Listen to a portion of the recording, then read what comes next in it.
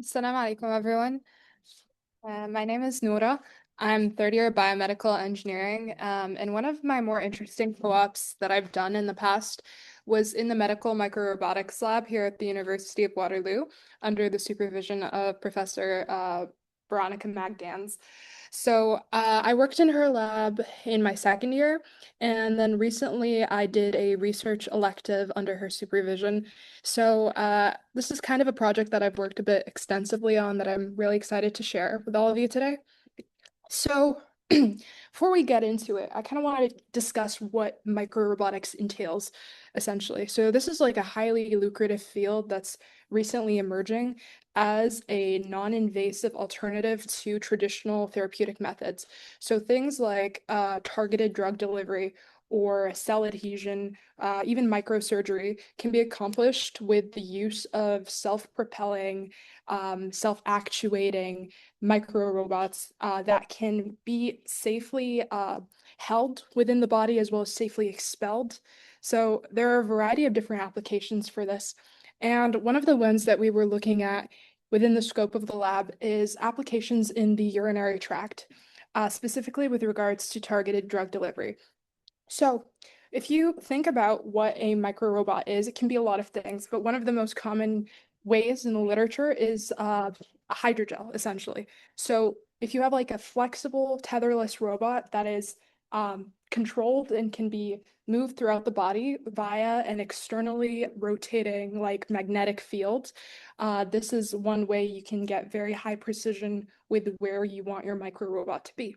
So, with regards to our application, we were looking at non-invasive chemolysis of kidney stones. And chemolysis basically means just chemical dissolution. Pictured here is just the robotic arm that we have in the lab that's used for our small scale like benchtop experiments essentially.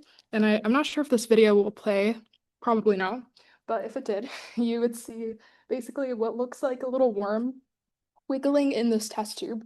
And that right there is a magnet that is essentially being navigated by this like rotating magnetic field. So we can use these robots for kidney stone treatment. Why kidney stones specifically? The kidney stones have a very high global prevalence. A lot of people develop them over time. Someone you know might have kidney stones, and it causes a degradation in the quality of life for several reasons, including that it poses an increased risk of chronic kidney disease, which can lead to kidney failure and other complications. And it's just a highly painful condition that's caused due to blockage of the ureter.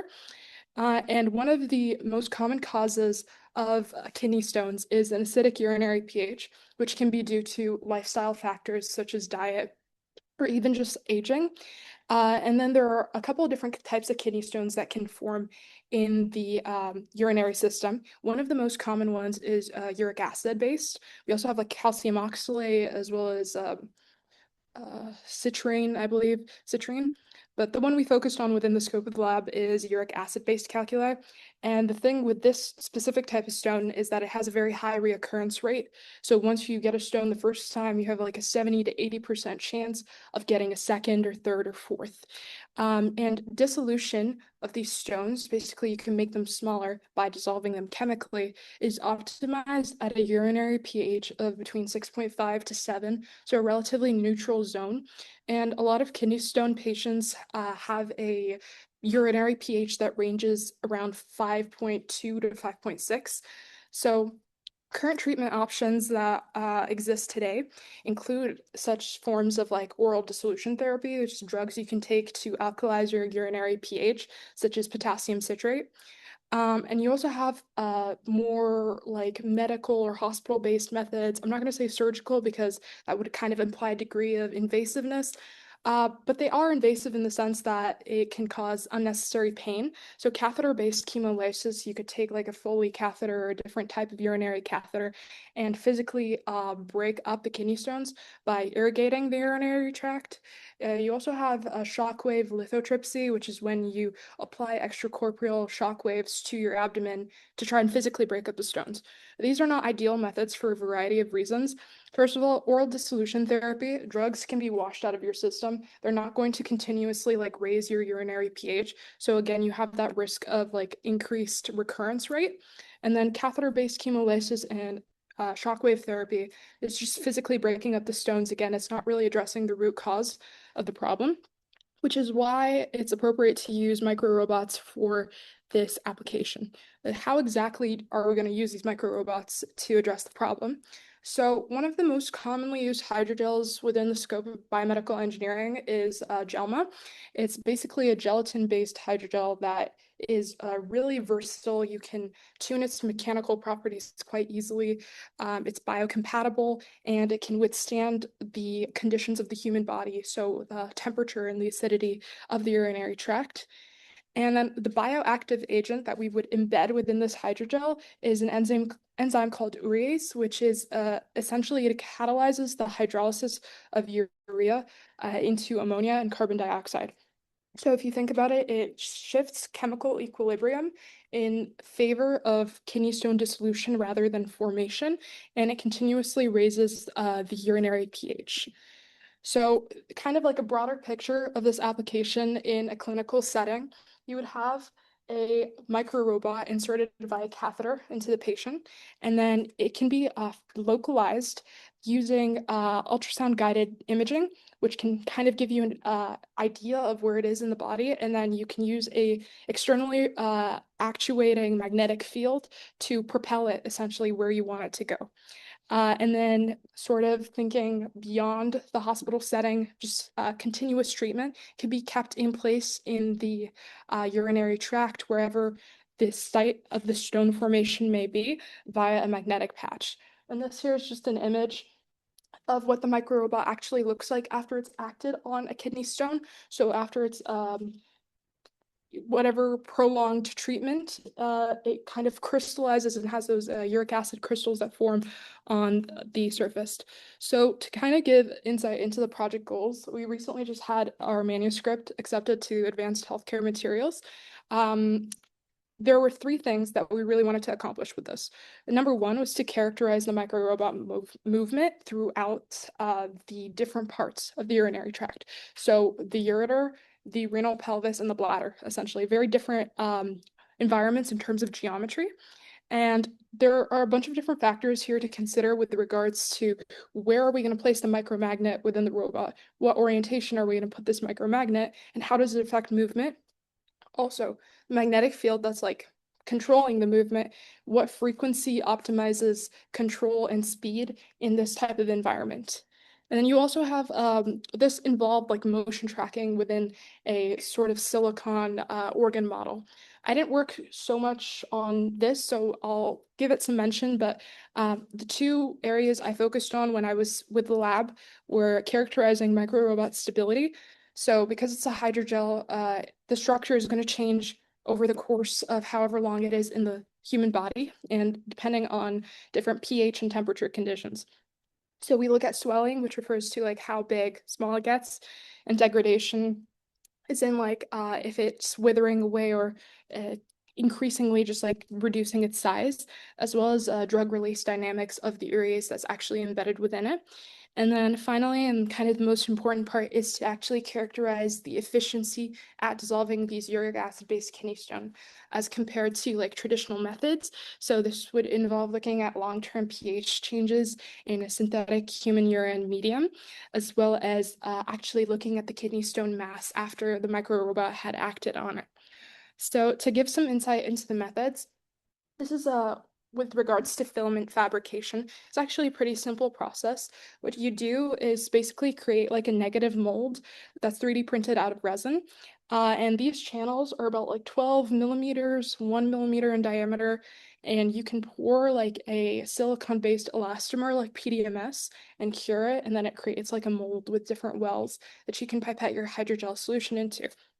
And the nice thing about Jelma is that, like I mentioned, it's highly tunable. So you can adjust the cross-linking density or basically how stiff you want it to be based on your application by both modulating the ratio of your actual Jelma solute to solvent. We used a phosphate-based saline, as well as like how long you put it in the bioprinter, which is that thing over there.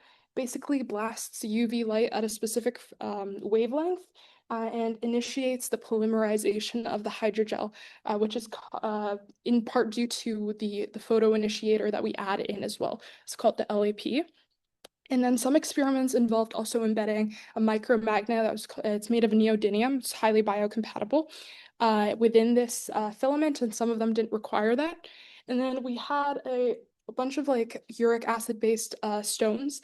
This was we determined based off of like FTIR spectroscopy, which of our stone samples had like the highest uric acid concentration in them. And those were the samples that were selected for the scope of our experimentation. And for the dissolution experiments, we had them in a static environment, basically, where they were sitting in a synthetic human urine medium. So, little fact about urine, it has a lot of salts in it, like a ton. So we basically just had a whole stash in the lab that we would dissolve into like a highly purified water and then filter to get rid of microbes because they had to have like a stable shelf life for up to 2 weeks. So that was used as a liquid medium in a lot of the movement studies as well as the dissolution studies. For looking at drug release dynamics, we used a colorimetric assay that basically is like an kit that can tell you, like based on how blue your wells are, how much urease you would have in your sample, and we could compare it to like free enzyme stock. So that was something I worked on a lot last semester. And then dry lab stuff, there was a lot of ImageJ analysis to try and get an idea of the swelling dynamics of the microrobots, as well as we had a computer vision software that would track the placement of the micromagnet, which has higher contrast than the actual hydrogel, and tell you at a specific frequency of the actuation how fast your microrobot was going, basically. And these were like different magnet placements that we looked at. So to kind of give some insight into our results, we were able to optimize our loading at 5 milligrams per mil of urease. This is the best in order to maximize kidney stone dissolution. So you can't just chuck like a bunch of urease into your robot and then expect the more you add, the better your results will be. That's not really the case. So like I mentioned previously, there's sort of an optimal pH range for shifting the equilibrium over to dissolution. And we were able to achieve that at 5 milligrams per milliliter. You can kind of see also in that scatter plot, there is an optimal range, and that correlates with the 5 milligram per mil loading condition. We were also able to establish that the urease is better retained and has a longer lifetime or lifespan when it's encapsulated in a Gelma matrix as opposed to just free urease stock. So if you think about throwing a bunch of enzyme into your like human body, right? It's going to be exposed to very acidic conditions, especially if you're a kidney stone patient. And 37 degrees temperature can denature a lot of enzymes. So if you put it instead in like a Gelma matrix, it insulates it from a lot of those factors that could otherwise denature the protein. And that's why even though the free enzyme, which is in dark blue over here, looks like it has greater activity, in fact, the blue 5 milligrams per mil filament is more stable over the course of 10 days. The reviewers asked that we characterize swelling and degradation. Personally, I don't see that it was that important, but just to appease everyone, I kind of think the idea here is that it doesn't really dip below 100%, which is good because that means that it doesn't dissolve and it can retain its structure in the body or in the urinary tract environment for the prolonged treatment duration. That's just another picture of the cool little uric acid crystals coming off of the filament. And then some insight into the movement. Again, this wasn't really my focus when I worked in the lab, but I can speak a little bit to it. So cool thing about the neodymium magnets is that depending on their orientation, you can actually change how the filament moves. So if you have them kind of like this, with the poles facing that way, it'll move like a fish like this. And then if you flip it 90 degrees, it'll move like a screw.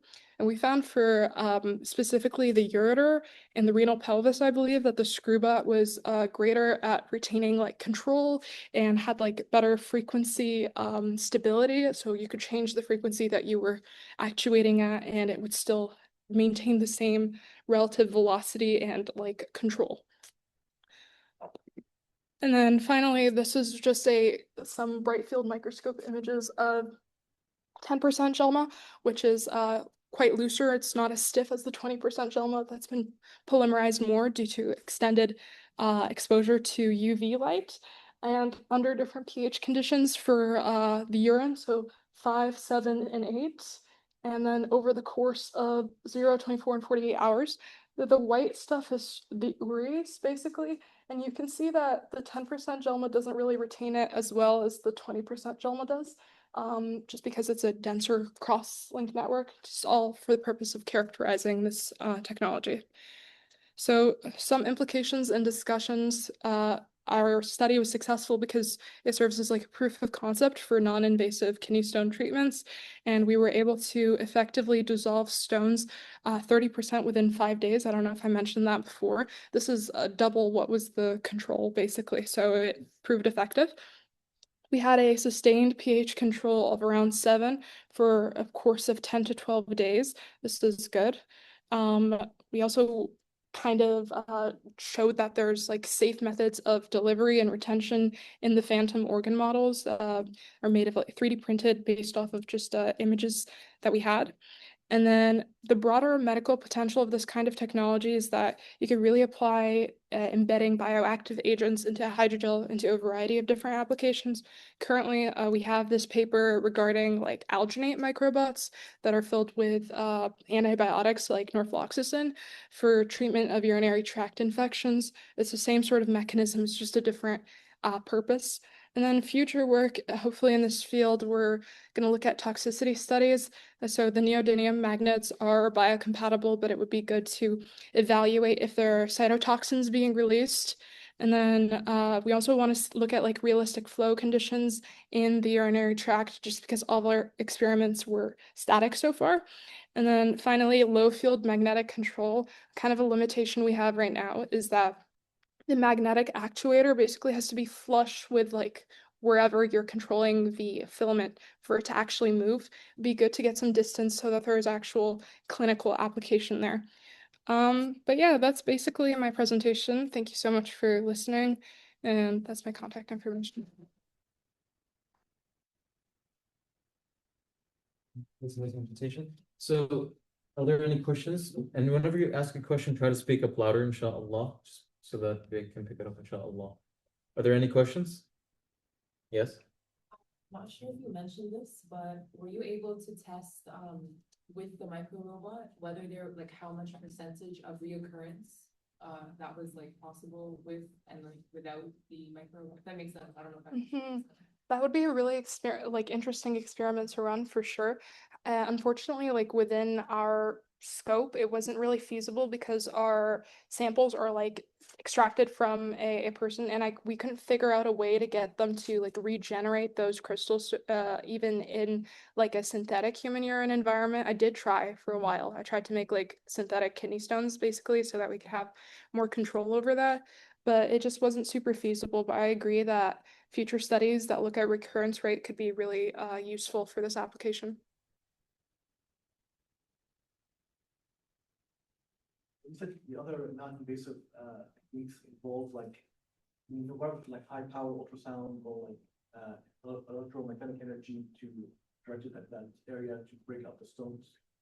That's the root cause of the problem, but it does like dissolve them and they leave the body through urine, and perhaps it takes quite a while to build up again. Is that any like problem with those methods that are lacking? For sure, those methods are definitely like good and like reliable within what technology we have right now. However, they're mostly like physical based. So those types of like, for example, shockwave lithotripsy, when you break up the stones, you're only getting them small enough that they can be naturally passed by the kidney stone patient. You're not really dissolving and continuously making the urinary environment more basic. So instead, you're just getting rid of what kidney stones are already there.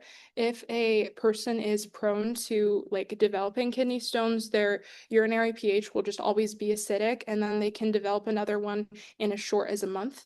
So this is kind of, we're looking at more like long-term solution, as in continuously making the urinary pH closer to neutral is what we expect for like chronic kidney stone patients.